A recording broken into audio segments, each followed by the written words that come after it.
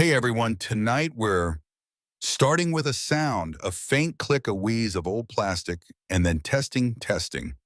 This is Isabella Marie Rodas, and I'm 5 years old. That's what I heard last week sitting alone in my new apartment, unpacking the last box labeled Izzy's Things. It had been almost a decade since I'd heard her voice. Almost 10 years since that October morning in 1991 when I walked into her room and found her bed empty and the window wide open. No note, no trace, no footprints, just nothing.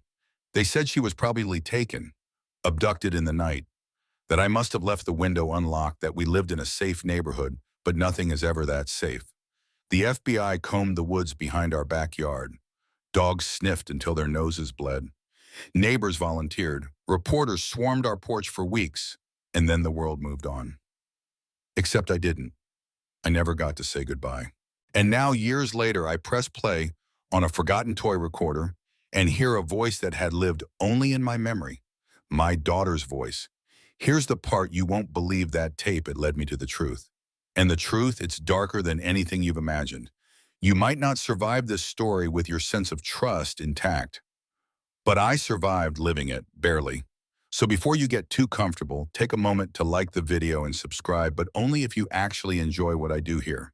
Also, comment with where you're watching from and what time it is where you are. I'm always curious how far this voice travels.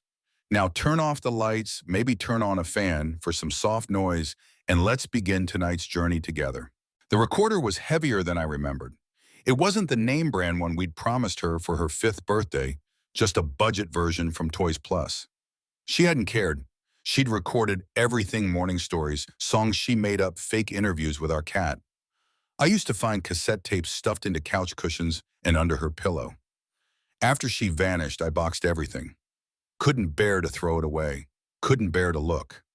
But last week, something made me open that last cardboard box.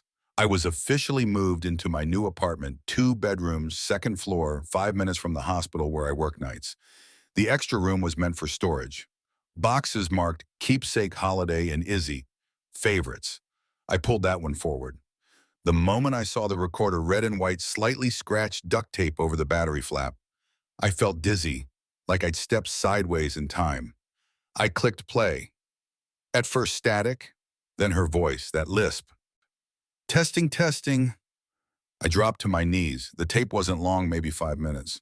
She talked about her favorite snack, peanut butter toast, but the crusts off her stuffed doll, a butterfly in the garden. Then a sound: footsteps. Another voice. Male. Familiar. Izzy, come to the princess room when you're done.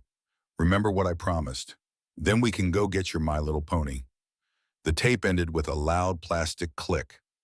I rewound it, listened again. That phrase, princess room. Now I'd heard most of her recordings over the years, back when I could still bear it. That phrase was new. It didn't belong. And the voice, it was Charles, my ex-husband, her father. Let me be clear, I don't want to believe the worst of him. We were married 15 years. We shared grief. We shared therapy. We shared blame. But something in his voice, it wasn't right. Too cheerful. Too staged. Like he was talking to an audience, not a child. In Princess Room, we'd never use that phrase. Not for her bedroom. Not for anything in our house. And Izzy never liked princesses. She liked dragons. She once made me return a Cinderella dress because it looked boring. So what was she doing going off to the princess room? The more I thought about it, the more I felt like a splinter was stuck under my skin.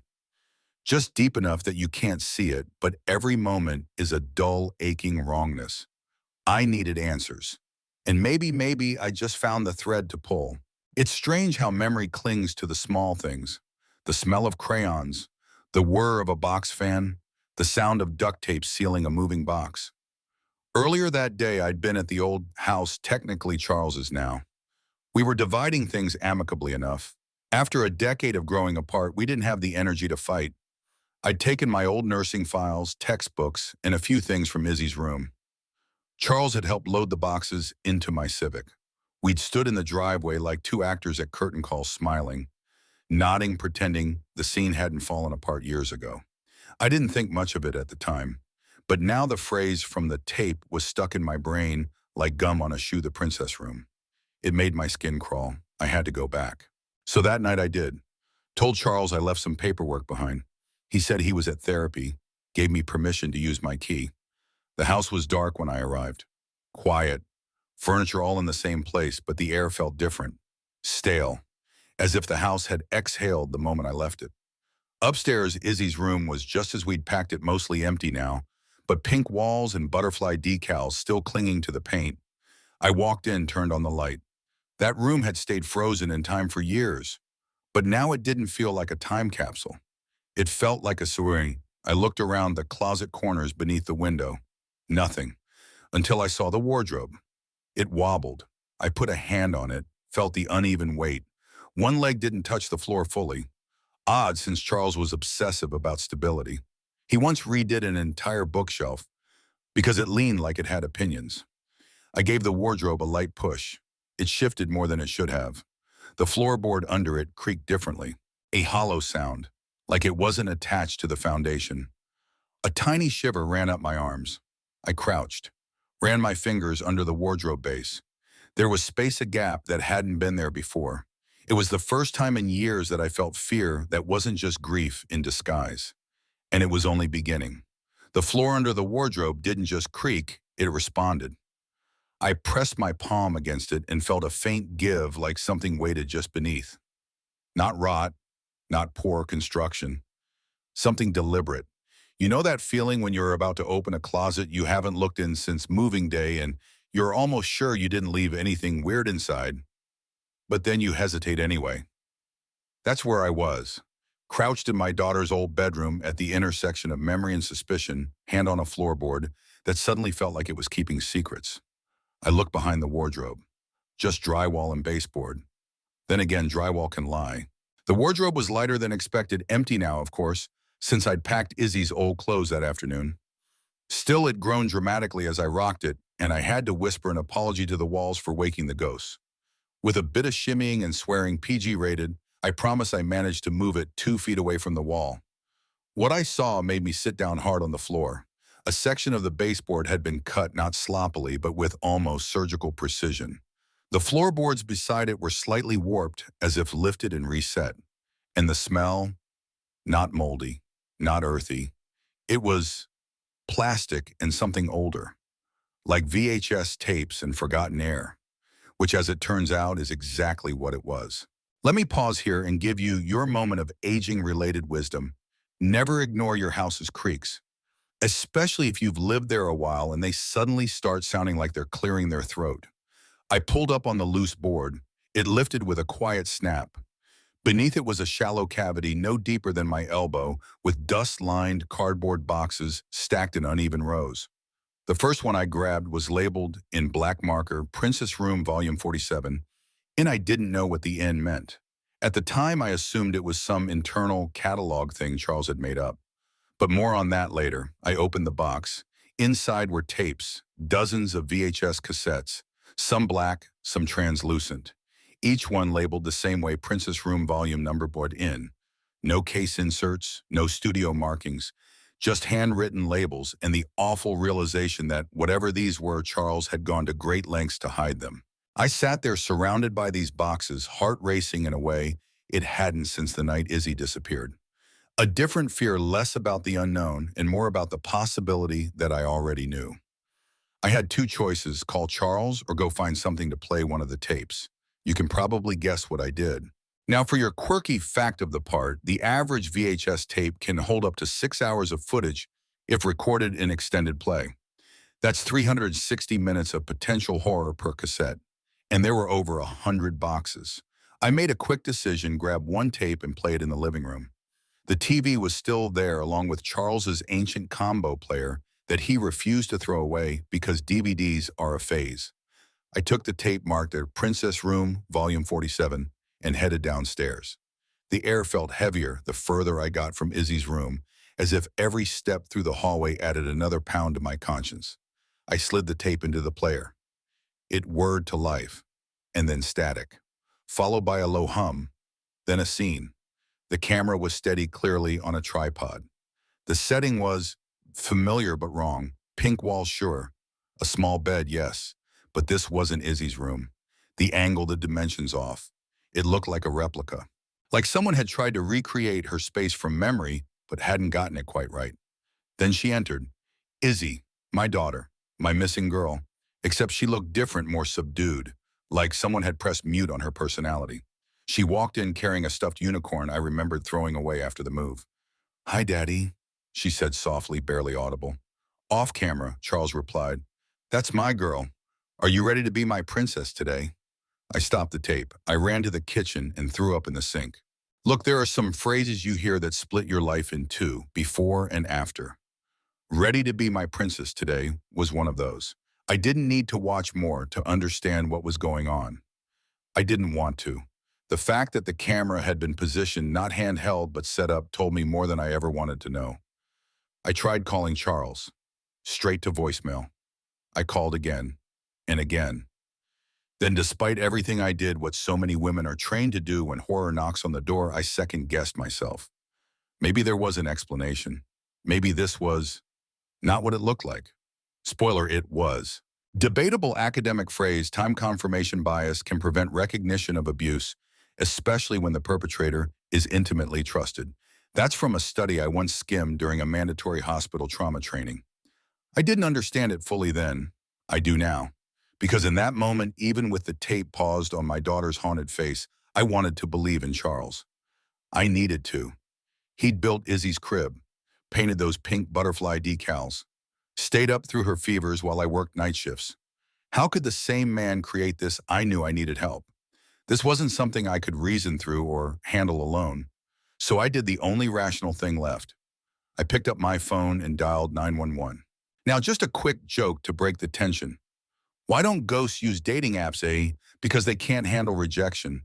It goes right through them. Okay, I know. But I'm trying to keep us afloat here. Trust me, the story only gets darker from here. The dispatcher answered. I told her everything. Voice shaking, hands numbed the hidden tapes, the content, my missing daughter. She said officers were on their way. I left the tape in the player, gathered the rest of the open box, and waited by the front door, staring out into the Portland night. Each streetlight flickered like an omen. And I thought, what if she's still in this house? I stood by the front window, phone in one hand, tape box clutched in the other, watching the empty street as if expecting Charles to come driving up like nothing was wrong. Like he hadn't just detonated my entire understanding of the past 9 years. I could feel the house around me change. Not literally, of course, but perceptually. You know that sensation where you realize something has been wrong for a long time, and suddenly every creak and shadow feels like it knows what you just found, yeah? That I couldn't sit down, couldn't think about anything except that phrase, the princess room, and Izzy's face on that tape. When the knock came, I jumped so hard I dropped the tape box. A few cassettes clattered out, thudding to the hardwood like they were alive. I kicked one under the couch in my panic. Ma'am, a voice called gently from the other side of the door. Portland PD. I yanked it open, flooded with relief. 3 officers, 1 older man in plain clothes and 2 younger uniforms behind him. Their presence grounded me instantly. I'm Elaine Rodes, I said. Please come in. Here's your aging wisdom for this part. There's a certain kind of strength that only comes from surviving something alone for too long. But it's okay to let other people carry it even for a little while. I explained everything in bursts. The toy recorder, the phrase, the floorboard, the tapes. They listened, really listened, not with disbelief, but that particular grim focus law enforcement uses when they suspect the worst is true.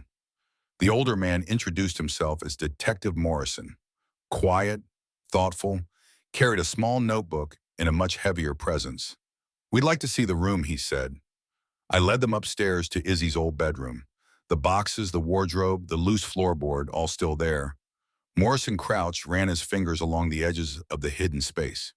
You moved the wardrobe, he asked. Yes, I said. It was wobbling. He nodded slowly. Lucky it was. Most people wouldn't have noticed. The younger officers pulled the rest of the boxes into view. They opened 2 at random, same contents, labeled tapes, no commercial markings, just princess room, and a number. Morrison opened one, sniffed the inside like a wine glass. Old magnetic tape. No question, these are recordings. Homemade. I watched part of one, I said, barely holding it together. Izzy's in it, and Charles. He talks to her, but the room isn't hers. It's like a replica. All three men were still, like someone had pressed pause. Let's go back downstairs, Morrison said gently. We'll need to collect all of these, and we'll need a warrant for the rest of the house. I remember nodding mechanically. It wasn't real. Couldn't be real. But it was. They called it in. Backup. Crime scene unit. A female officer was assigned to stay with me while the others moved to secure the house. Her name was Officer Leah Chen. Kind eyes, soft voice. She stood with me in the kitchen while the others moved upstairs. You doing okay? She asked. No, I said, but I'm still here. She nodded like that was enough. Maybe it was. And then came the second hit, the one that made me realize just how deep this went. Morrison came back into the kitchen holding something in a plastic evidence bag. Found this in Charles's filing cabinet, he said. Thought you should see it. It was a blueprint of the house, or no, not just the house.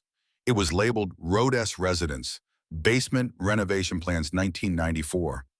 My stomach dropped. I hadn't seen this blueprint, ever.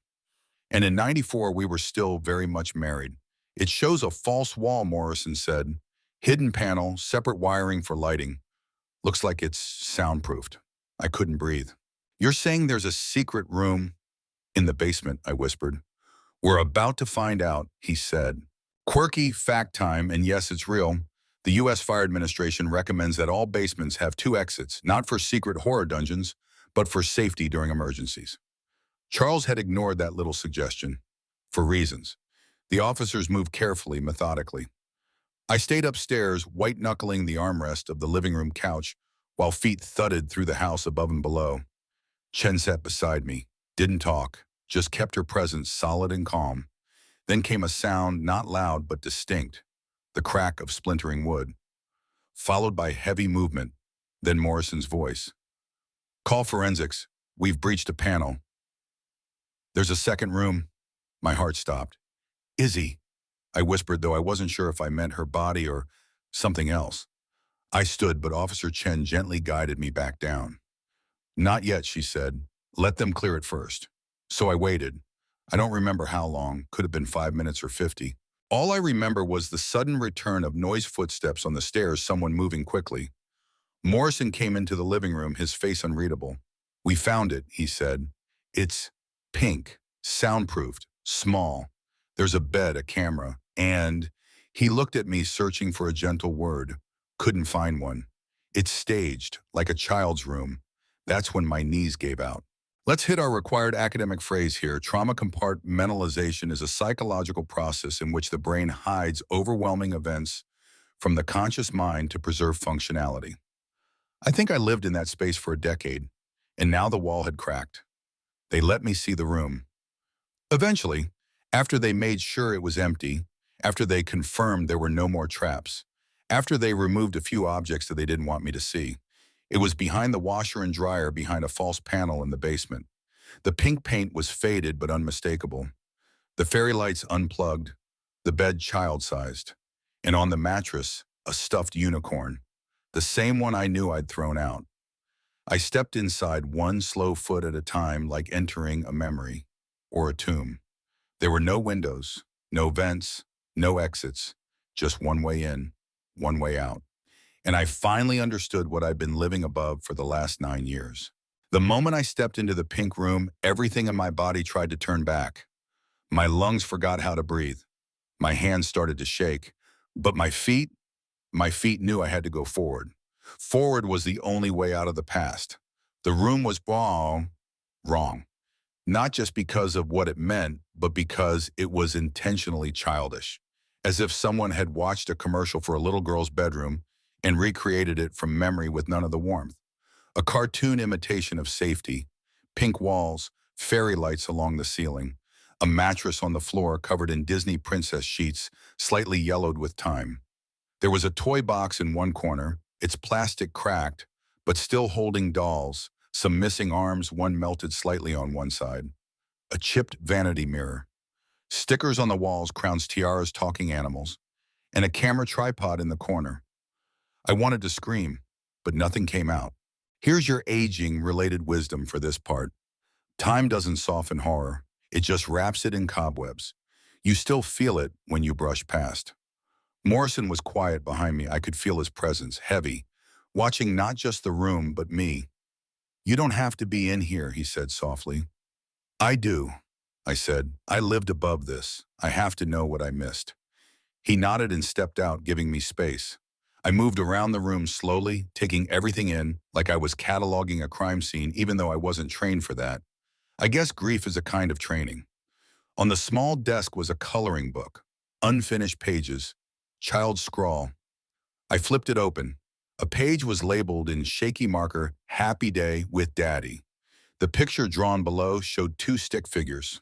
One taller labeled me, the other Daddy. Both had smiles. They were inside a room with a heart drawn above them. No windows, just a door with what looked like 5 locks.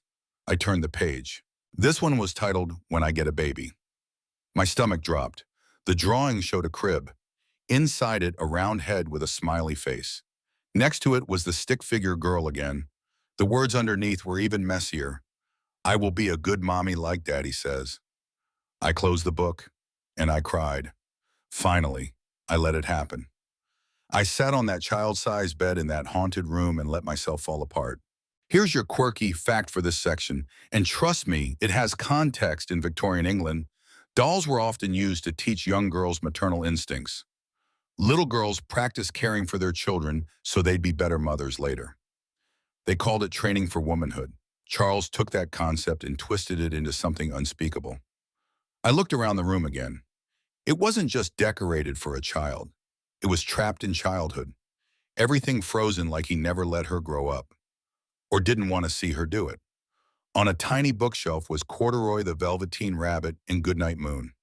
Books we used to read before bed. Izzy had loved Goodnight Moon, but only when I did the goodnight noises with her. Goodnight chair, goodnight air, goodnight weird, whispery voice that made her laugh every time. That memory hurt the most, because it meant she remembered me as a mother. But in this place, she'd been made into something else.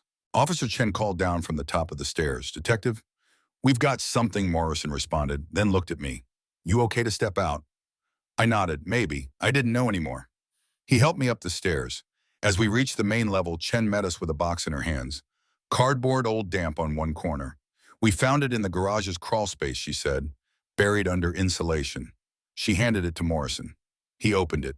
Inside were papers, drawings, not Izzy's, Charles's, plans, measurements, sketches of the princess room, but also schedules, daily routines, checklists, Monday bath, Tuesday camera, Wednesday pretend family. Each day had a time written next to it like it was a school agenda. But not a single line mentioned playdates, friends, or school. Not a single line mentioned me. And then beneath the papers, photos. Still images. Izzy, sleeping, sitting, wearing clothes I'd never bought her. One of them showed her with smeared lipstick. My knees gave again, but Morrison caught me. "We're going to arrest him," he said. "We're already building the case. And there's more than enough now," I nodded, and whispered, "But what if he's not done? What if she's still here?" Debatable academic phrase of the part long-term captivity can create paradoxical emotional attachments to abusers, often referred to as trauma bonding. It's a thing, and it's dangerous. Morrison picked up on my tone.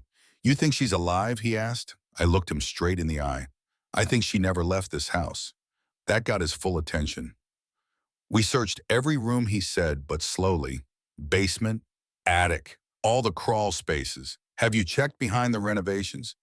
"Explain." "There was a plan in the basement. Buying new blueprints. He made changes after she vanished. I never signed off on those." "What if the princess room wasn't the only thing he built?" Morrison blinked once, then nodded to his team. "Check behind the false wall again. Look for signs of recent construction. And check the floor. If he built something under that room." The implication hung in the air. Chen looked pale now. "Do you want to stay?" Morrison asked me. I did. I had to. Here's your tension-breaking joke of the section Q. Why did the old VHS tape go to therapy A? Because it couldn't rewind its trauma. Yeah, groan-worthy, I know. But laughter keeps the edges from slicing too deep. They searched. 2 hours. Measured walls. Scanned for heat. Knocked on panels. And finally, one of the officers found something behind the utility shelves in the basement, a wall that sounded different, hollow. They opened it. Behind was a narrow corridor, barely wide enough for a single person, and at the end, a locked door, painted pink, with glitter stickers, the same ones Izzy used to put on birthday cards. I nearly collapsed. The door at the end of that narrow hallway wasn't just pink, it was deliberately pink. The kind of pink only a man pretending to understand little girls would pick. A cheap, too bright shade like cotton candy that sat out in the sun too long. Glitter stickers formed a crooked crown above the doorknob. My breath caught in my throat. I wasn't ready. I knew I wasn't ready, but ready or not, I was about to find out if my daughter was behind that door, or if I was already too late. Morrison stepped forward, hand raised. He knocked once firm. "Police," he said gently. "Is anyone in there?" Nothing. He turned his head, pressed an ear to the wood. The insulation in the corridor made everything too quiet. You could barely hear your own heartbeat. Then, a click. The door cracked open an inch. "Daddy," a small voice asked. "You're early." I felt something rip inside me. Not a snap, not the clean break of anger or grief, something slower, deeper, like a rope finally fraying apart after years of tension. Morrison exhaled, then pushed the door open slowly. And there she was, Izzy. You're probably wondering, how do you know it's her after all this time? Well, here's your aging-related wisdom. Time might steal the softness from your memories, but it doesn't take away the shape of love. I could have picked her out of 1,000 girls, even at 14. She stood barefoot on a rug shaped like a giant heart. Her hair was long, tangled and blonde. She wore a pink nightgown, faded too small for her, now with ruffled sleeves and a peeling cartoon rabbit on the front. Her feet were thin, pale, her eyes though.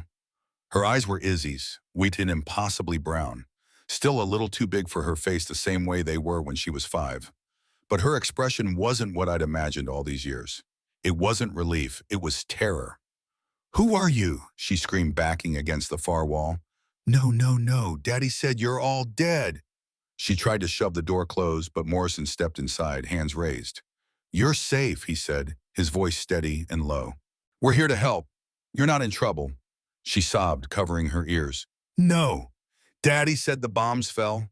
He said I'm the last girl. Oh, God." Oh, Charles, I had imagined 100 reasons why he might have taken her. I'd never imagined that. He didn't just hide her. He built her a world and told her we were all gone. Let me give you your quirky fact now, because if I don't, I might never find the breath during the Cold War. Some survivalists actually raised their children in underground bunkers, convincing them the world had ended. It's not fiction. It's real.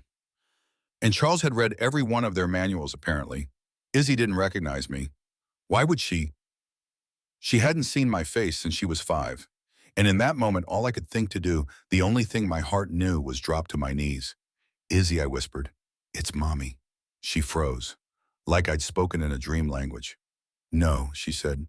"You died in the fire. Daddy said I saved you by staying." Tears streamed down my face. I pulled a pen from my pocket. It was all I had. "Do you remember in part 1 when I said Izzy used to make me draw the happy butterfly on her hand over and over?" I uncapped the pen, and slowly trembling, I drew it on my own palm. A butterfly with a smiley face in the wings, just like she liked. Then I held it out to her. She stared, breathing sharp, shallow, and then something clicked. Her hands dropped from her ears, and her knees gave out. "Mommy," she whispered, voice ragged and confused. I opened my arms. "I'm here. I've always been looking for you." She didn't run to me. She collapsed into me. Her arms went around my neck so tightly I couldn't breathe, and I didn't care. She sobbed into my shoulder. I sobbed into her hair.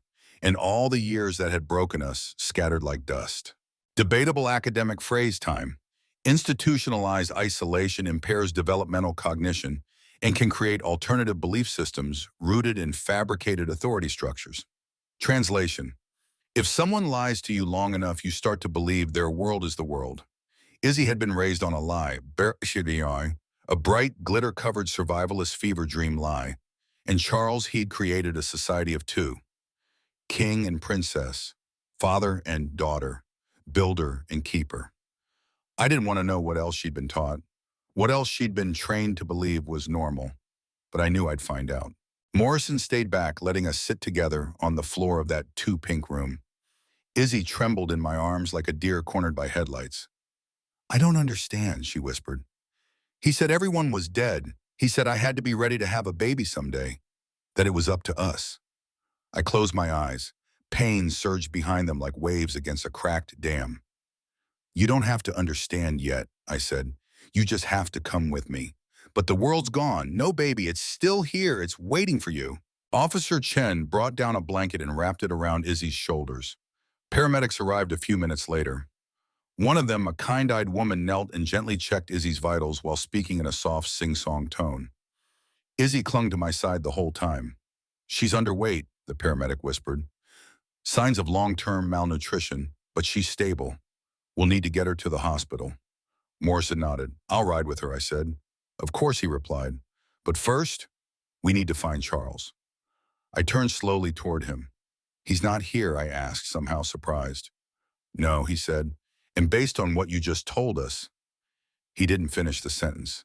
He didn't have to. "Here's your required tension breaker before we close the chapter. Q.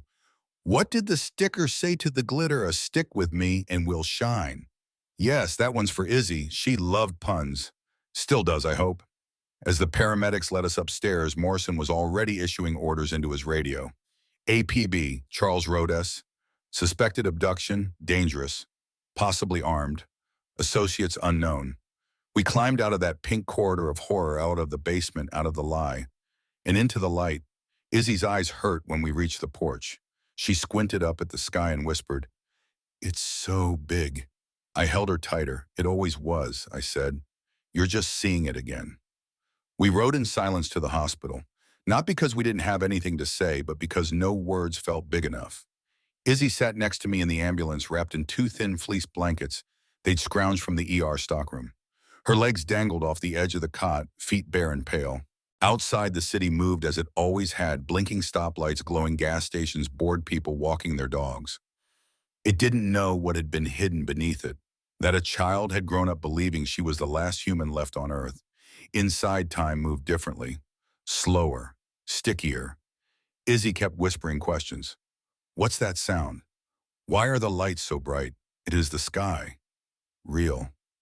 I tried to answer them all with soft reassurances and small smiles, but truthfully, I had no idea what I was doing.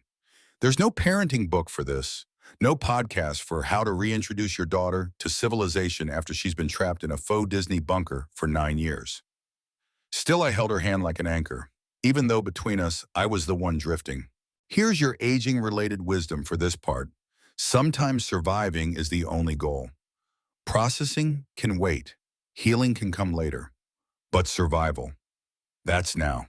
We reached the hospital around 2:00 a.m. It was the same one where I worked, but it felt like a foreign country. The waiting room was half lit. The air smelled of disinfectant and vending machine coffee. I caught my reflection in the automatic door as we walked in, mascara-streaked hair, wild sweater torn at the shoulder where Izzy had clung to me too hard. A nurse at triage looked up startled. "Izzy Rhodes," I said, voice shaking. 14. She was missing. We found her. No explanation needed. The name still echoed in this city. It had never really left. Within minutes, we were moved to a private exam room. Officers stood outside. Morrison, too. They were keeping Charles out if he showed up. Or anyone else like him. A pediatric trauma specialist arrived. Female, smart, gentle. "We'll do a full exam," she said to me softly. "I'll ask you to step out when we begin just for privacy." Izzy's grip tightened. "I don't want to leave her," she said. "You don't have to," the doctor replied. "But I'm going to talk to her alone for a bit first. Is that okay, Izzy?" Izzy looked at me. I nodded, but tears were already welling. "Okay," she whispered. She let go of my hand like it was the edge of a cliff. "Here's your quirky fact. Your skin fully regenerates every 27 days, but trauma that sticks to the new layers." I sat outside the room for what felt like an eternity, listening to the muffled hum of fluorescent lights and the occasional buzz of a vending machine that no one was using. I texted Charles's sister, told her simply, "She's alive. He did it. It's as bad as we feared." No reply. What do you say to something like that? Officer Chen brought me coffee I didn't ask for. Morrison checked in without words, just a nod from the hallway, which somehow said more than any condolence card ever could. Then the doctor came out. She's physically okay, she said. Okay. Not fine, not unharmed, but okay, no signs of recent injury. She's malnourished and dehydrated. She'll need supplements and therapy. And counseling. A lot of it. I nodded. Did she say anything else, I asked? The doctor hesitated. She thinks she's married, she said gently, to her father. I stopped breathing.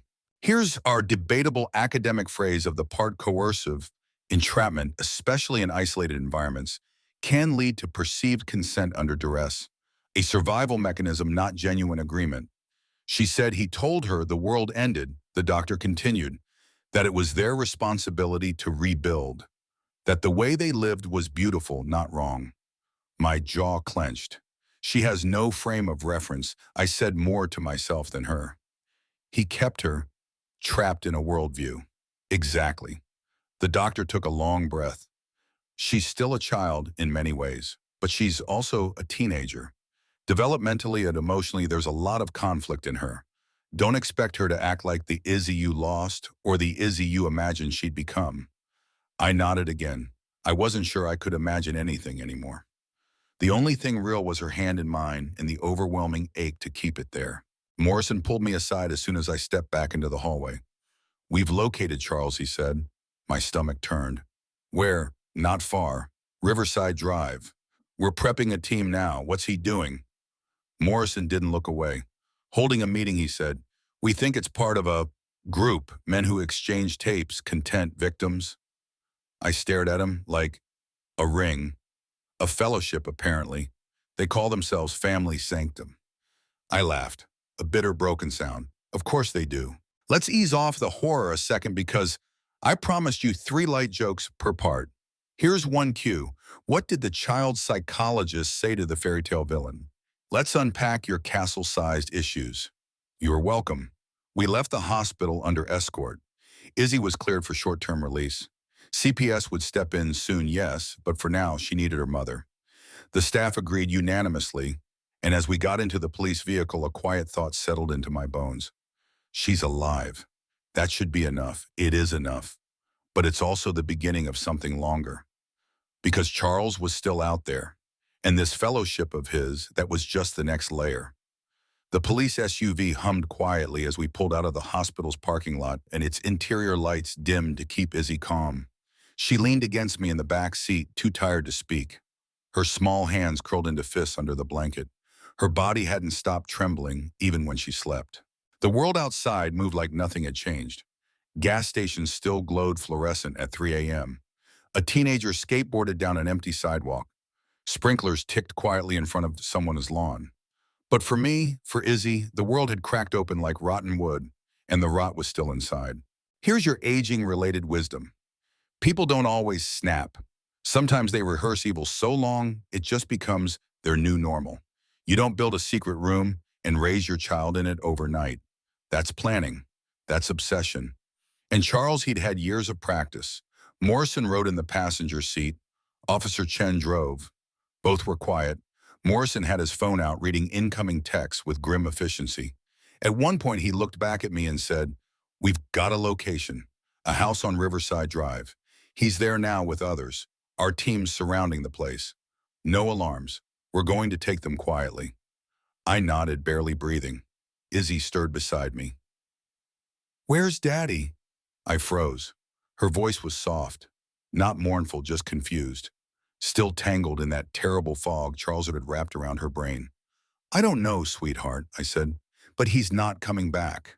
"Why not?" she whispered. I reached for a truth she could handle. "Because he hurt you. And when someone hurts you, even if they say they love you, it's not okay. Love doesn't keep you in the dark." She didn't reply, but I could feel her start to cry. Silent, slow tears soaking into my sleeve. Quirky fact time, the term sanctum originally referred to the most sacred place in a temple, off limits to all but the chosen few. So naturally, Charles and his little club had stolen that word. They called it the Family Sanctum Fellowship. According to Morrison, it wasn't just a one-off gathering. It was a rotating series of meetings. They'd built a network, shared tapes, traded instructions.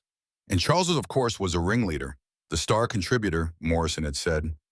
My stomach churned. Charles, who once carefully wrapped Izzy's Christmas presents in comic book paper so they'd be more fun to open. Charles, who made grilled cheese sandwiches shaped like hearts on Valentine's Day.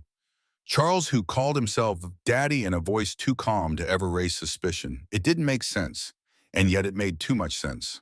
We turned onto Riverside Drive just after 3:45 a.m. It was a quiet, tree-lined street, charming in that upper-middle-class Home Depot decked-out kind of way.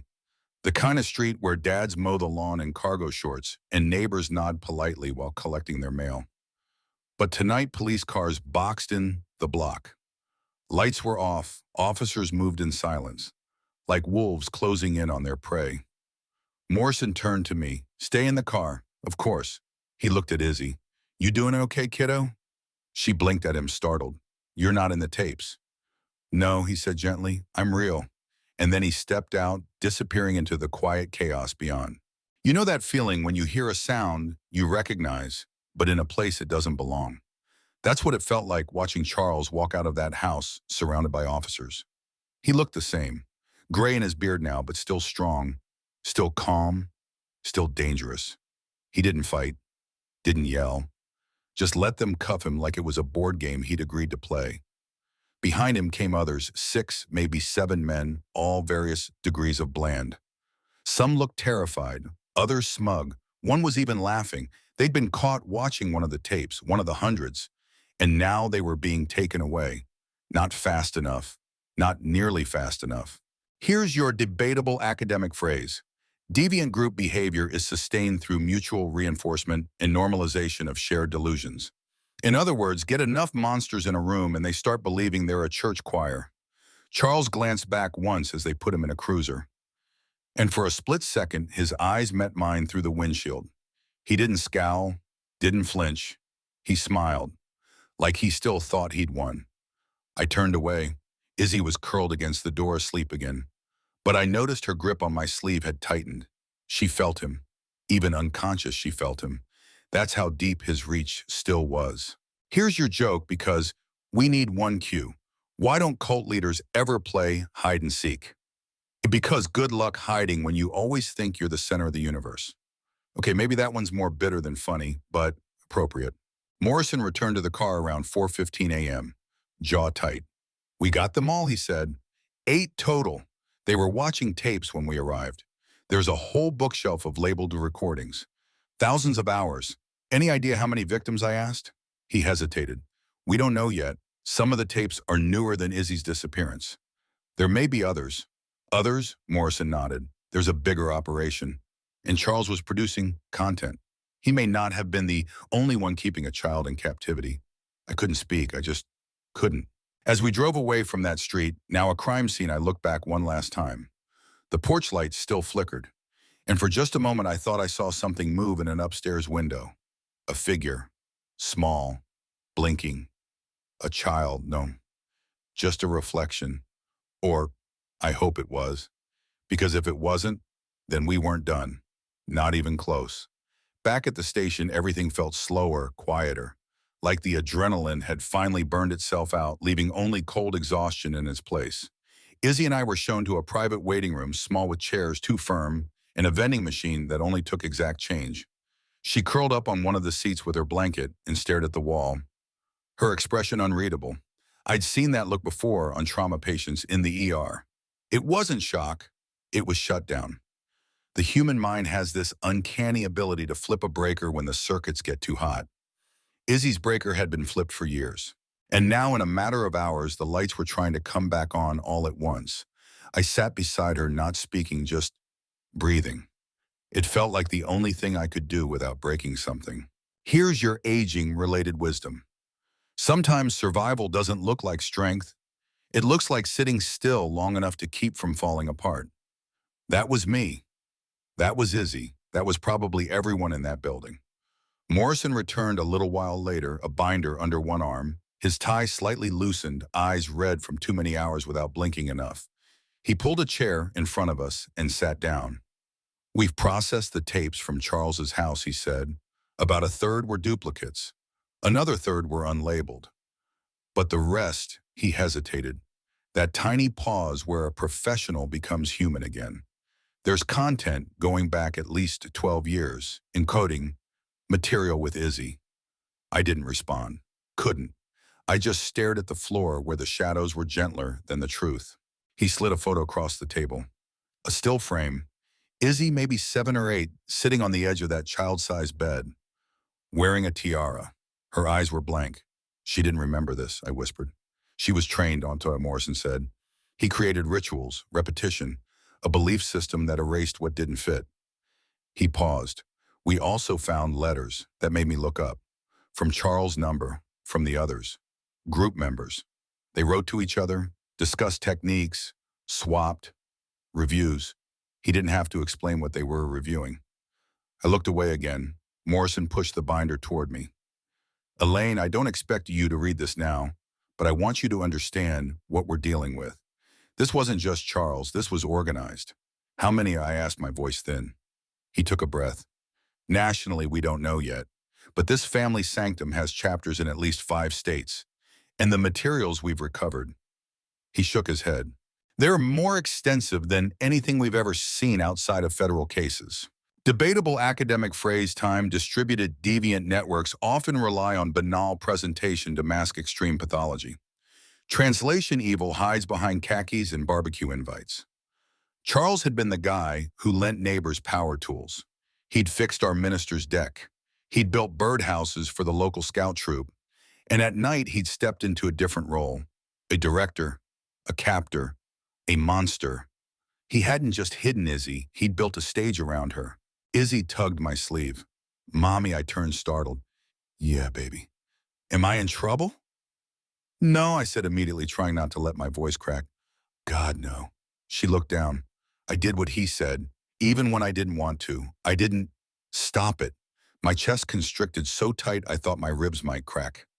Izzy, listen to me, I said, leaning close. You were never in control. What he did, that's on him, not you. You were a child. She looked up slowly. But I said I loved him. My eyes blurred. That's because you didn't know any different. But love, real love, it doesn't trap you. It doesn't hurt you.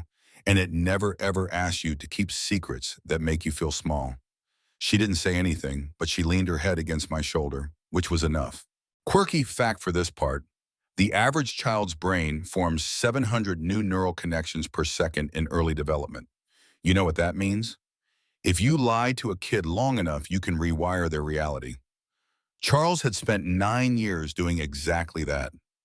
Rewiring her, rewriting her, molding her into something he could control. It was going to take years to undo it, but we had years now, and that was something. About an hour later, Morrison returned with news. They got Matthew. I blinked. What? He tried to skip town, left a bag at a bus station full of tapes. One of the agents found it. That plus your statement, plus the attack in the house. He's not going anywhere for a long time, I nodded. How did he even know about the tapes? We think Charles promised to share them. Or maybe Matthew was hoping to sell them. Either way, we've got him, he looked at Izzy. And we've got her. She shifted under the blanket. I reached for her hand. Tension breaker time. Q, why did the monster start a group chat? So he could gaslight, gatekeep, and ghoul boss. Okay, that one's hanging on by a thread. I'm exhausted. You get what you get. Later that morning, a woman from Child Protective Services came to evaluate the situation. Her name was Sarah. Blazer clipboard, soft voice. The kind of person who'd make you tea and ask how your inner child was feeling. She interviewed me first. Asked questions I hadn't prepared for. Do you feel emotionally equipped to reintegrate her into a standard social environment? I worked 12-hour shifts. I haven't slept. My ex-husband kept our child in a basement. I have no idea what I'm equipped for. She scribbled something down. Fair. She spoke with Izzy separately afterward. I watched through the glass. My daughter sat there back, straight, face closed. I wanted to cry all over again. She looked like him when she did that. But that wasn't her fault. That was just what 9 years of being someone's property had done to her face. That night they let us leave. Temporary custody granted. Pending evaluation, pending therapy, pending the rest of our lives. We left the station with a case file the size of a small suitcase and a new address for the temporary apartment they'd placed us in. Izzy didn't ask where we were going. She just asked if there would be a nightlight. And I said yes, even though I hadn't used one in years, even though I planned to keep every light in the apartment on until she fell asleep. Because fear is a house with long hallways, and Izzy had lived in it long enough. The temporary apartment wasn't much 2 rooms, no personal touches, furniture that creaked like it missed its original owners. But it had a functioning lock, clean sheets, and a bathroom with a light that flickered only when it was in the mood. In other words, paradise.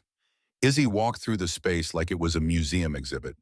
She touched everything, the sink, the microwave, the lamp switch. I watched her flip the light on and off 12 times before I gently reached out and stopped her hand. "You can trust it to stay on," I said. She gave me a skeptical look. "But what if it doesn't fair enough? We left it on." Here's your aging-related wisdom for this part. When you haven't felt safe for a long time, even comfort feels suspicious. I'd forgotten that myself until now. I made us some tea with the emergency supply pack left by the social worker. It tasted like paper and tap water, but it was hot, and that mattered. Izzy sat on the couch wrapped in a blanket like a burrito, sipping from a chipped mug. Her eyes were wide and quiet, taking in every movement I made. "Why do you keep opening the door a little?" she asked. I hadn't realized I was doing it. "I guess I'm checking," I said, "making sure we're really here." She nodded. "I keep thinking it's a trick." It wasn't, but I understood why it felt like one. At around 7 p.m., the doorbell rang. Izzy jumped. I walked to the door, slowly peeked through the viewer. It was Morrison. I opened it and stepped into the hallway with him. "She asleep?" he asked. "Not yet. She's pretending." He smiled faintly. "Good. Pretending's a survival skill." "What's going on?" "We need you to look at something," he said. "It can wait. But I thought you'd want to see it before the feds step in and take over." He handed me a folder. Inside was a single printed frame from a recovered video. It wasn't Izzy. It was another child. Different house. Same setup. Pink walls. Stickers. Label on the frame, "Princess Room, volume 3301 in." "Another victim?" I asked. "We think so. Video timestamp 6 years ago. We've identified 3 men from different states in the background." He paused. "And there's a child? Looks about 4. We don't know who she is yet. No matches." I stared at the photo. Izzy's story wasn't unique. She was just the one who lived close enough for me to hear her. Quirky fact for you: the human brain can recognize a familiar face in under 400 milliseconds, which means it takes less than half a second to know if someone is yours. I stared at that little girl's face and felt the dread bloom all over again. How many other parents were still looking? How many had given up? Morrison saw it on my face. "This is bigger than any of us," he said. "Charles wasn't the end, just the start." I nodded slowly. I knew what he was leading toward, and I hated that he was right. Back inside, I found Izzy sitting on the floor next to the nightstand, legs folded neatly, staring at the electrical outlet. She looked up when I entered. "Can we have a cat?" she asked. The question threw me. "A cat," she nodded. "They make noises. I want something that makes noise when I'm sleeping. Not too loud, just enough." I smiled softly. "We'll talk about it," I said. "Later, when things are more settled." She went back to watching the outlet like it was TV, not questioning it, just existing. Debatable academic phrase.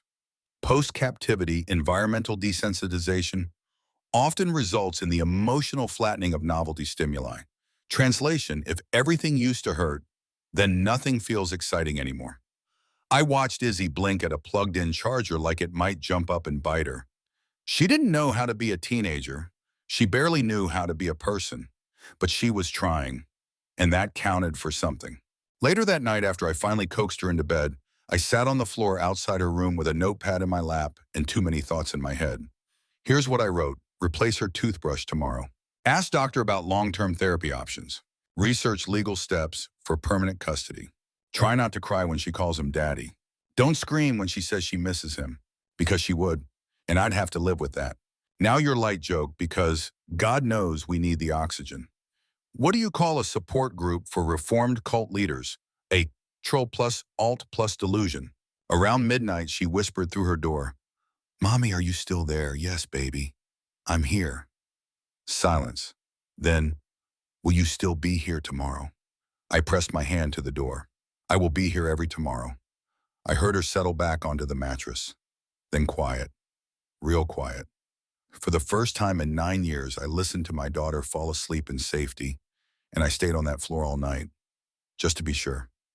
The next morning, I woke up with a stiff neck, a crick in my back, and a blanket I didn't remember pulling over myself. Izzy must have done it during the night, quietly, carefully, like she'd done everything in her life lately, with caution as a reflex, not a choice. I checked the clock. 6:47 a.m. The apartment was still dim. A sliver of pale light slid across the floor from under her door. I heard soft movement inside, no panic, no pacing, just normal kid sounds. Bare feet padding, a drawer creaking. I breathed out for what felt like the first time in months. Then I stood stretched and whispered, "Want breakfast?" The door creaked open a few inches. "Do we have cereal?" It was such a normal question. It nearly broke me. Here's your aging-related wisdom for the morning. When you've lived too long in survival mode, the return to normalcy can feel like a betrayal. I felt guilty for smiling at cereal, but I smiled anyway. We had cornflakes, dry no milk. The apartment fridge hadn't been stocked yet. But she didn't mind. She sat cross-legged at the wobbly kitchen table, happily crunching through a handful like it was treasure. Her hair was wild frizzed from sleep eyes, softer than the night before. "I dreamed I went outside," she said suddenly. But it was still a lie. The world was fake, made of cardboard. I swallowed. "That's not true." "I know," she said, then added, "I think I know." Progress. At 800 a.m., Morrison called. His voice was calm, but clipped, the kind of tone people use when they're speaking just below panic. "We've identified another location," he said. "A property in Tacoma. Files recovered from Charles's garage mention a vault. We think it's another holding site." I nearly dropped the phone. "Another child unclear," he said, "but the layout's similar to yours. Secret rooms, false basement panel, extensive recording equipment. And," he paused, "there's a pink door, just like before." I turned to look at Izzy. She was tracing shapes on the table with her finger. Absent but present, her eyes far away. "Are you asking me to come?" I asked. "No. I'm asking if she would recognize it. We've got photos, blueprint diagrams, no faces, nothing explicit, but she might remember the architecture, the way the spaces felt. Felt sometimes trauma records in sensation more than memory. Here's your quirky fact: the hippocampus, the brain's memory center, is closely linked with spatial navigation. That's why smells, rooms, and layouts can trigger memories faster than names or dates. Izzy might not know the address, but she might know the feeling of that place, and that could save another child. I crouched beside her at the table. "I have a question," I said. "You don't have to answer if you don't want to. But there's a picture Morrison wants to show you of what a house. One kind of like the one Daddy built the pink room in. But different." She didn't move. "Would you be okay looking at it?" I asked. She nodded. Then after a beat, "Will there be another girl? I don't know yet." She set her cereal down. "Let's try." Debatable academic phrase for this part. Trauma-associated familiarity is often nonverbal, and intuitive victims may feel recognition before they can articulate it. Translation. Sometimes your skin remembers what your brain won't say out loud. Morrison came to the apartment around 10 a.m., dressed in plain clothes and carrying a folder thick with crime scene photos. He sat across from Izzy on the couch, respectful, quiet.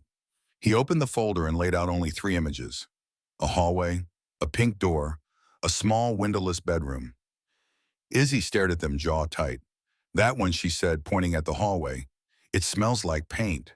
We both froze. "You've been there?" I asked softly. "I think so," she whispered. "Daddy said I had to be quiet there. The girl was small. She cried a lot. He said I was helping by being good. She didn't cry when she said it, but I did." They left within an hour, and Morrison said something on the way out that stuck with me. "She's the only witness who's ever lived long enough to help us." I don't know if that was meant to comfort or crush, maybe both. Later that day, I tried something new. I took Izzy outside. We walked to the mailbox at the end of the complex driveway. That was it, just 30 feet, sunlight, pavement, birdsong. She wore oversized sunglasses to block the brightness. I wore sunglasses to hide the tears. She stood under the sun like she didn't quite trust it. Then she held out her hands to the light. I can feel it, she whispered.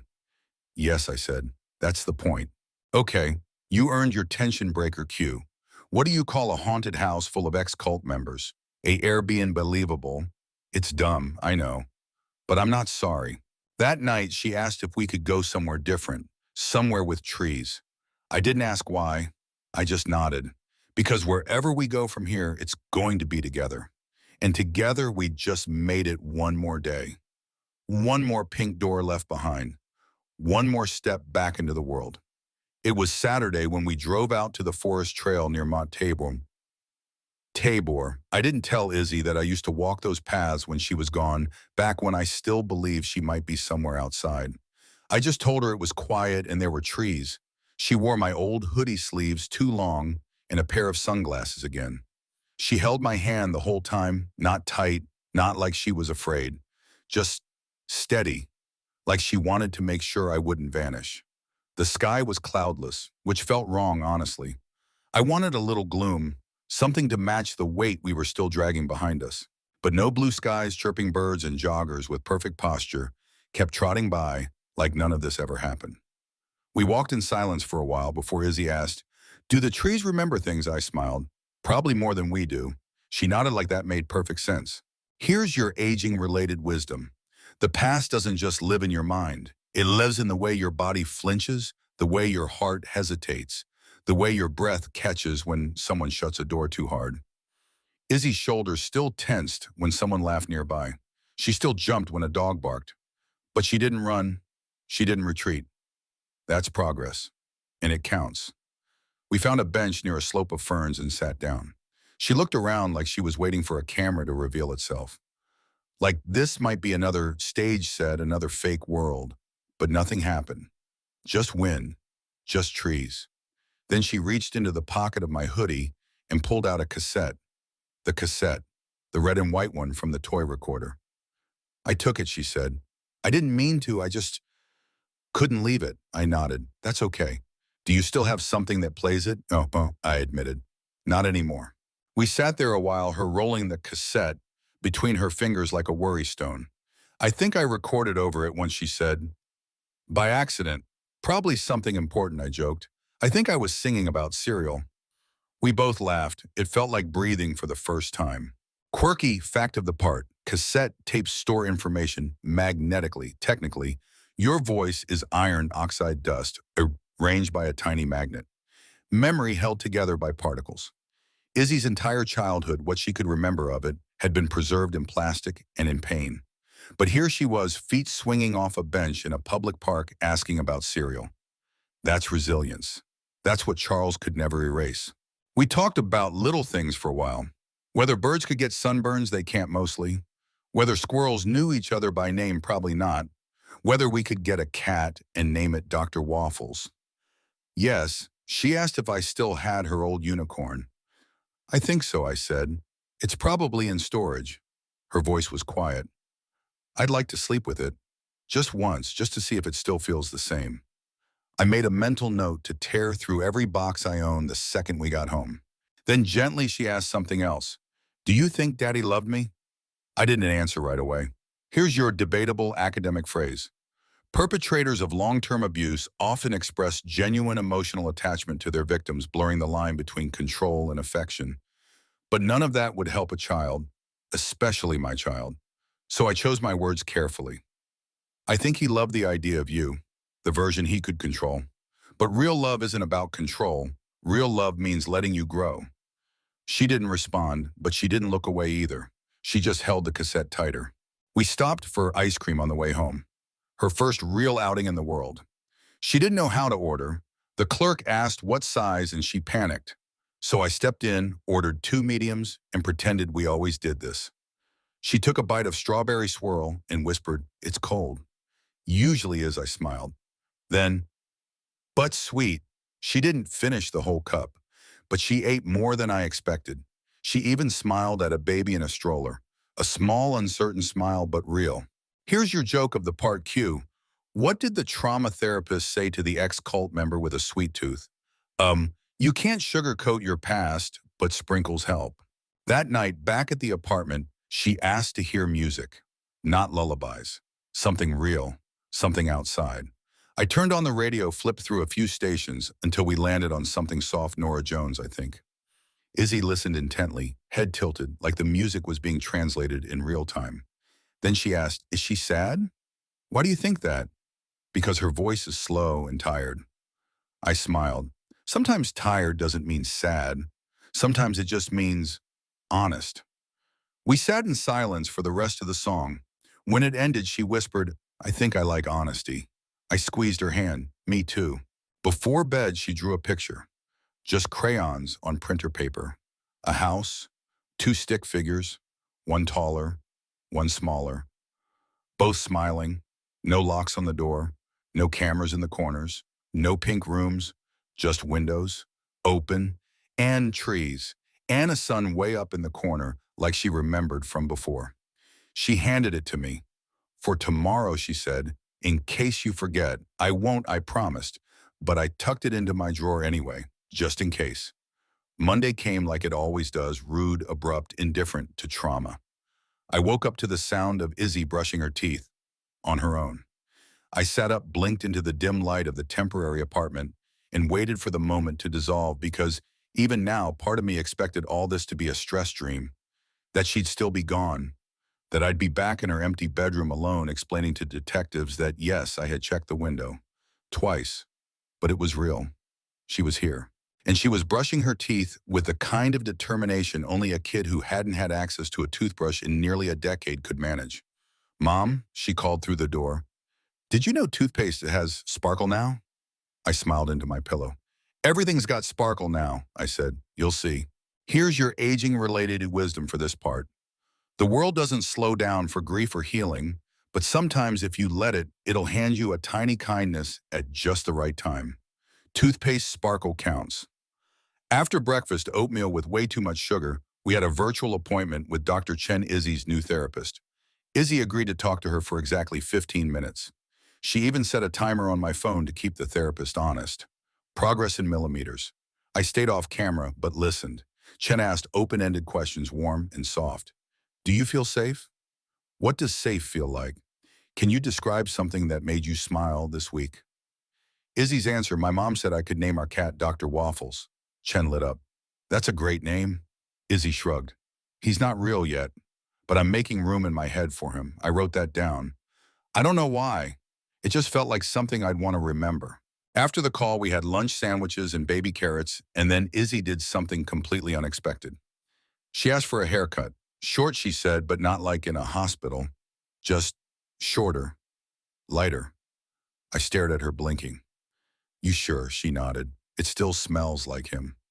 That's all she said, and that was all she needed to say. Quirky fact for the day. Hair holds traces of emotional memory. It's not just superstition. Studies show cortisol levels and trauma markers can linger in strands for months. Cutting hair doesn't just change your look. Sometimes it changes your story. We went to a quiet little salon a few blocks from the apartment. I made the appointment under my name. Didn't want to explain the news coverage. Just wanted her to feel like any other teenager on a Tuesday afternoon. The stylist, a woman named Raina, smiled warmly and asked, "What are we thinking today?" Izzy sat down slowly in the chair and looked at me. "I think we're thinking a reset," I said. Raina nodded like she'd heard that before. And maybe she had. She cut it shoulder length. Soft layers, nothing too dramatic. Just enough to say this version of me doesn't belong to him. When she stepped down from the chair, Izzy touched her head like she was surprised by how light it felt. "Do I look different?" she asked. "More like you," I said. She smiled. Not big, but real. And then she reached into her hoodie pocket and handed the red and white cassette to Raina. "I don't need this anymore," she said. Raina blinked. "You sure?" Izzy nodded. "It's heavy. I didn't cry until we got back to the car." Here's your debatable academic phrase. Symbolic objects serve as transitional tools in trauma recovery, marking the movement from a constructed identity to reclaimed autonomy. In simpler terms, you have to give something up to take something back. Izzy gave up the tape, and she got her voice in return. Later that evening, Morrison called again. They'd rescued another child, a girl named Miriam, age 6, held in a hidden room in the Tacoma house. Pink door, windowless. Another princess room. She was malnourished, he said, but safe, no long-term injuries. He paused. Izzy's tip made the difference. I stared at the floor for a long time before I replied. She won't understand what that means yet, I said. But I will. He cleared his throat. And one more thing, he said. We've now skid Charles's tapes to 24 confirmed cases across 6 states. There will be trials, a federal task force, a long process. I nodded slowly. Izzy's name doesn't need to be public, I said. Already taken care of. And then softer. You saved her, Elaine. No, I whispered. She saved herself. I just got lucky enough to see it.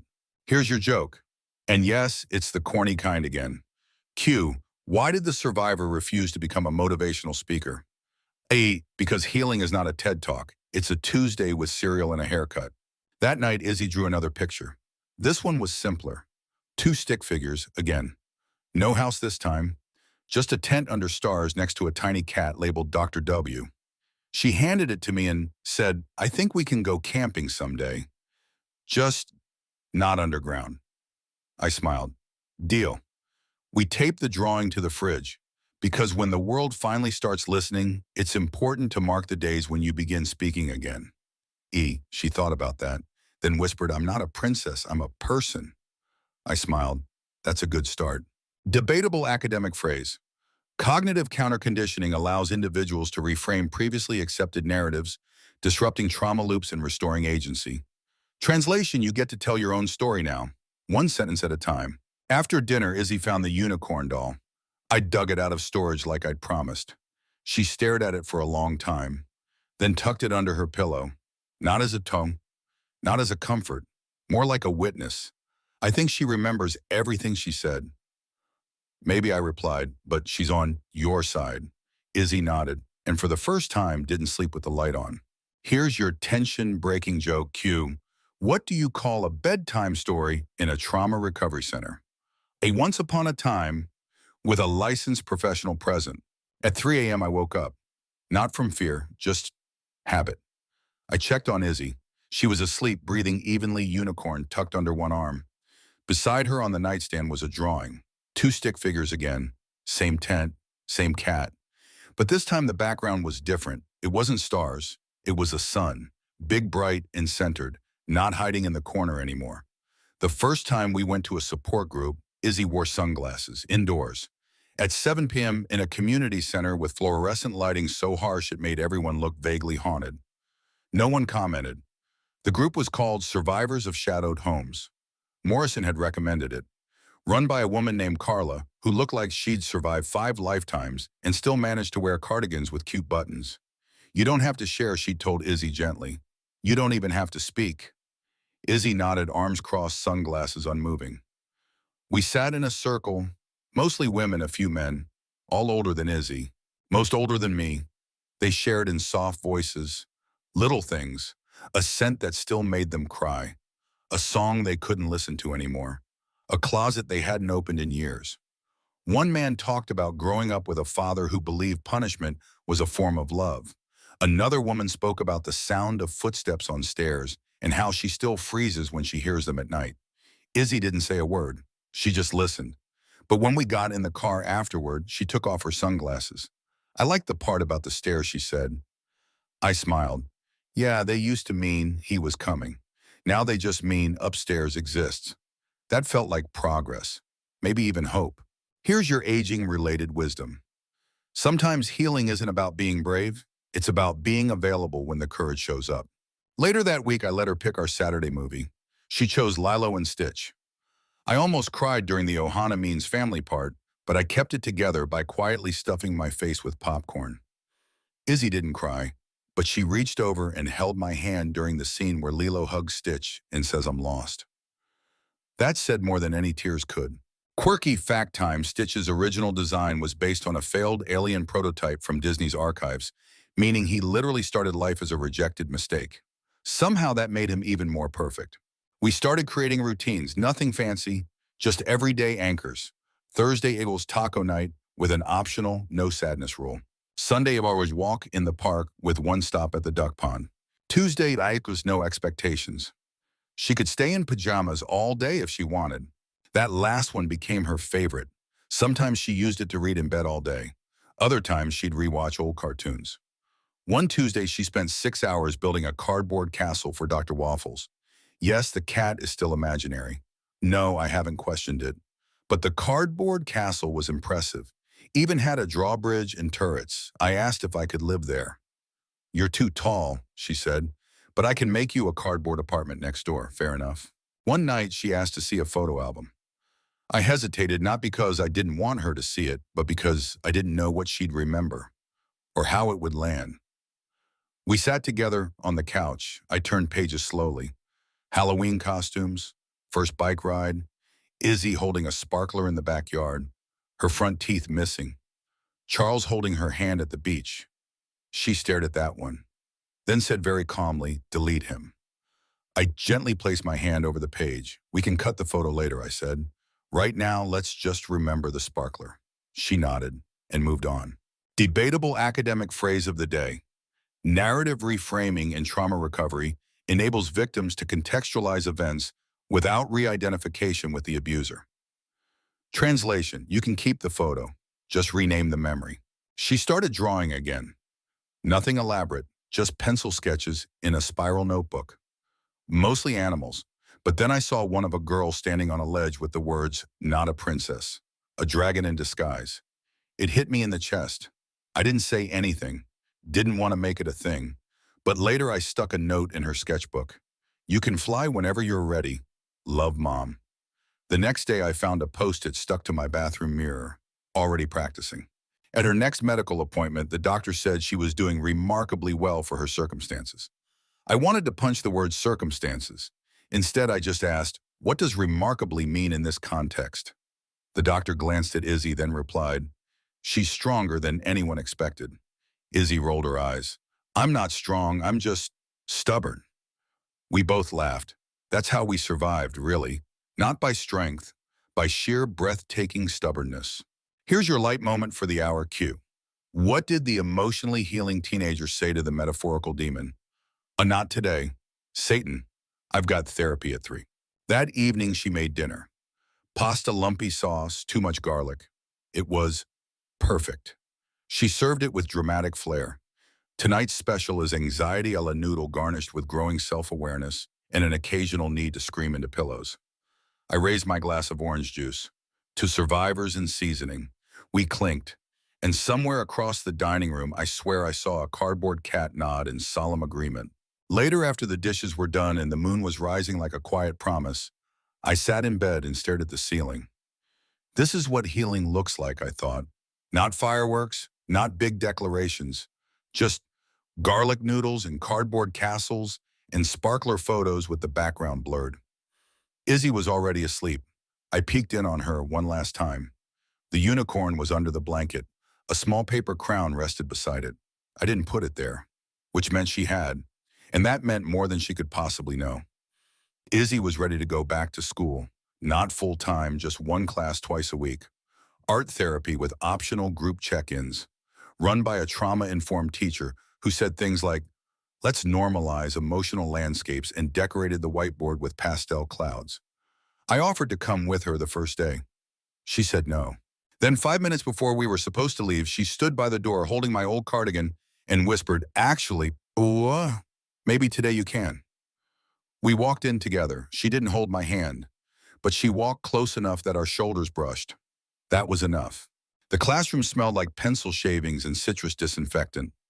A few kids sat around tables hunched over sketch pads or fidgeting with clay. Soft indie music played from a Bluetooth speaker in the corner. I recognized that music. We used to play it during bedtime when she was 4, before everything went quiet. She noticed too. Her eyes flicked toward me just briefly. I smiled. She didn't smile back, but she didn't run. That's progress. I left after 10 minutes, gave her space. Waited in the car with a book I wasn't reading. The hour crawled. When she came out, her cheeks were flushed. "How was it?" She shrugged. "I drew a giraffe on a unicycle. Named him Emotional Regret." I blinked. "You good?" "Yeah," she said, weirdly. And then unprompted, "I want to go back next week." Here's your aging-related wisdom. Healing doesn't ask for an audience. It just asks for consistency. That weekend, I suggested we go to the coast. It was gray and windy, the kind of Pacific Northwest day that makes seagulls reconsider their life choices. But Izzy wanted to see the ocean. So we stood together, wrapped in scarves and sweaters, watching waves gnaw at the sand. She took a deep breath. "This doesn't feel real," she said. "Want to pinch me?" She did. Hard. "Still here," I winced. "Good." We walked the shoreline in silence. At one point, she picked up a broken shell, held it to the light. "It's not useless," she said, turning it in her hand. "Just different." I nodded. So was she. So was I. So were we. Tangential fact of the day. The average seashell travels over 1,000 miles before washing ashore, shaped not by intention, but by persistence. After dinner, she asked to sleep with the light off for the first time. I didn't react, just nodded, but I stayed awake a little longer that night, just listening. To silence. To breathing. To absence not being absence anymore. When morning came, she emerged from her room and said I had a dream. What about I was in a library, but everything was made of pillows? And Dr. Waffles was the librarian. "What book did you check out?" She shrugged. "Doesn't matter, it was overdue." We laughed. She poured herself cereal. Normal things, blessedly exquisitely normal. Debatable academic phrase of the day. Post-traumatic growth theory suggests that survivors may experience profound life reorientation following extreme adversity. Translation. You don't go back to who you were, but you might become someone stronger. Sometimes we talked about the past. Other times we let silence do the heavy lifting. She asked fewer questions about Charles, more about herself. "Was I funny as a kid? You made a worm wear sunglasses once and named it Beyonce." Okay, so yes, she liked knowing that the weird little fragments of a self she never got to remember properly. She taped a list to her door. It said, "Things I know about me. I like dragons. I make good toast. I survived something big. I'm not done yet. I didn't touch the list." But I added a heart-shaped post-it that read, "You forgot you're loved." She didn't take it down. That was enough. Here's your final joke for this part, Q. What do you call a teenager recovering from 9 years of darkness, a miracle with Wi-Fi? It's strange how life slides forward. Court proceedings started. Charles pled guilty eventually, after his lawyer saw the evidence. He'll never leave prison. That used to feel like closure. Now it feels like a footnote. Matthew took a deal. He's testifying against the others. There were 9 more men involved. 9. Each with their own hells to answer for. But we don't talk about them. Not often. Not anymore. Izzy says their names don't deserve oxygen. I agree. She's painting now. Big canvases, abstract shapes, bold colors. Last week she gave me one. It looked like a sun melting into water. "What's it called?" I asked. She grinned. Tuesday. That was the day she realized she didn't have to be afraid forever. That was the day she started being someone new. This is what the edge of healing looks like. Laundry in the dryer, a half-finished puzzle, chipped nail polish, a full fridge, one toothbrush next to another. It's boring, beautiful, real, and ours. The hardest part is never the discovery. It's what happens after. After the locks are broken, after the monsters are named, after the rooms are cleared and the lights come on. Because what you're left with is a life. A fragile, flickering life that has to be carried forward. Carefully, deliberately, without any guarantee of where the next step leads. But still we carry it. Izzy and I still have long nights, sudden tears, phantom memories that arrive without warning and linger like perfume from a door that just closed.